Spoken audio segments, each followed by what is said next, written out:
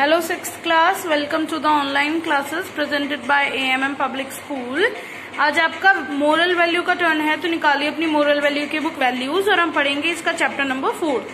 Page number 27 पर बच्चों आपका चैप्टर नंबर 4 है द स्टोन सूप, यानी पत्थरों का सूप। इस चैप्टर से बच्चों हमें जो वैल्यू मिलने वाली है वो है टीम स्पिरिट, यानी टीम के साथ काम करने की इच्छा। तो बच्चों इस चैप्टर में सबसे ज्यादा पहले आपको ये समझने की जरूरत है, चैप्टर हमारा लेंदी है तो ये चैप्टर 2 पार्ट्स में होगा। जो ये 2 पेजेस हैं ये हम आज पढ़ेंगे और इसके साथ हम आपको एक्सरसाइज सेंड करेंगे और वर्ड मीनिंग वो आप अपनी नोटबुक में करेंगे। नेक्स्ट पार्ट जो है, नेक्स्ट 2 पेजेस जो है इस चैप्टर के, उनके साथ हम आपको क्वेश्चन आंसर सेंड करेंगे। तो स्टार्ट करते हैं बच्चों chapter. After days of fighting weak and tired 3 soldiers came in a small village. काफी दिनों की मतलब लड़ाई के बाद, युद्ध चल रहा था उसकी लड़ाई के बाद 3 थके हुए बहुत ज्यादा मतलब जो सिपाही थे वो एक छोटे से गांव में आए। They decided to spend the night there by the side of the road. The soldiers were ravenously hungry as they hadn't eaten for 2 days। उन्होंने सोचा कि हम रात में यहीं रुक जाएंगे रोड के किनारे, लेकिन वो बहुत ज्यादा भूखे थे क्योंकि उन्होंने 2 दिन से कुछ भी नहीं खाया था। How I wish I could get a hot dinner, even some bread and soup would do. But even all seemed like a dream, said the youngest of the soldier। जो उनमें से सबसे छोटा सिपाही था उसने कहा कि काश मुझे गरम गरम कुछ रात में खाने का मिल सकता डिनर, भले ही मुझे ब्रेड मिल जाए, रोटी वगैरह मिल जाए और सूप मिल जाए, लेकिन मुझे लगता है ये सब कुछ सपना ही है। Perhaps someone in the village will be kind enough to give us something to eat, said the second soldier। अब जो दूसरा सिपाही था उसने कहा कि शायद गांव में मतलब काफी दयालु लोग रहते हैं और शायद इनमें से किसी के पास हो कुछ तो वो हमें दे दें। The third soldier was the wisest of the 3. He said, "Remember, these are warriors.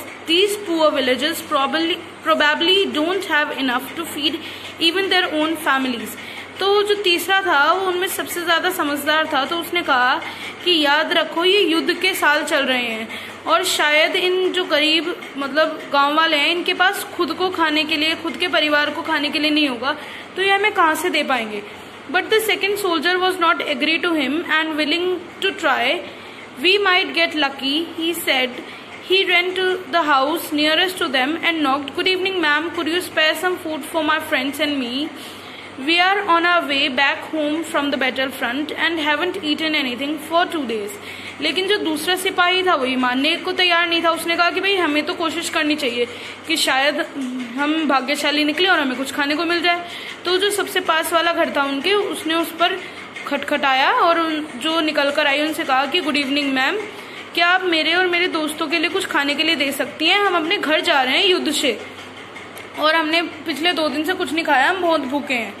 The villagers were good people, but the war and the poor harvest that year had left them with little food even for themselves. So the lady said, "Sorry son, we ourselves eat only 1 meal a day. If I serve 3 of you, my family will have to go hungry for the remaining week." तो जो गांव वाले थे वो अच्छे थे, लेकिन उस साल उनकी जो फसल थी वो भी बेकार हो गई थी और मतलब युद्ध भी चल रहा था, तो उनके पास खुद के लिए खाने को नहीं था। तो जो लेडी थी उसने उससे कहा कि सॉरी सन, सॉरी बेटा, और हमारे पास खुद के खाने के लिए नहीं है, हम खुद भी दिन में बस 1 बार खाना खाते हैं और अगर मैंने तुम तीनों को खिला दिया तो मेरा परिवार जो है पूरे हफ्ते भूखा ही रह जाएगा। The soldier moved on to the next door and the next, but all in vain. He did not get anything to eat। अब जो सिपाही है एक दरवाजे से दूसरे दरवाजे जाता रहा लेकिन उसे खाने के लिए कुछ नहीं मिला। Hungry and miserable soldier trucked back to his mates। जो भूखा और मतलब अब बिल्कुल बुरी हालत वाला जो सोल्जर था वो अपने दोस्तों के पास फिर से चला गया। The wise soldier watched his friends' sad and hungry faces. "Don't worry," he said to try to cheer them up. "I am taking out magical stone that cook up the most wonderful soup." He called his friend near and whispered something into their ears. One of them went to draw water from the well and the youngest one was sent to borrow a large pot from the villagers. "Tell them we are cooking stone soup made using only 2 stones," he instructed। अब उनमें से जो सबसे बुद्धिमान सिपाही था उसने अपने दोस्तों का उदास चेहरा, भूखे उन्हें देख के कहा कि भाई तुम उदास मत हो, भूखे मत रहो, अब मेरे पास एक आइडिया है। उसने अपने बैग से 2 पत्थर निकाले और उसने कहा कि ये 2 पत्थर जो हैं ये मतलब जादुई हैं और इनकी मदद से हम सूप बनाएंगे। तो उसने कहा कि दूसरे वाले सिपाही से कि जाओ तुम तो मतलब कुएं से पानी भरकर लेकर आओ।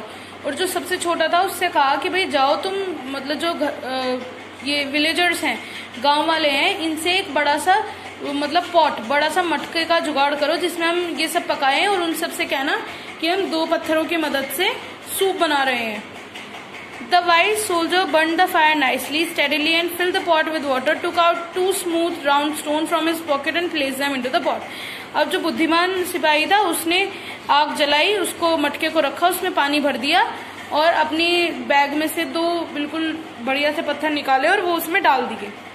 Now the 3 soldiers were sitting around the fire, bringing their stone soup to a boil. अब वो तीनों उसके भगोने के पास बैठ गए जो मटका था और उस पर उबाल लगाने लगे।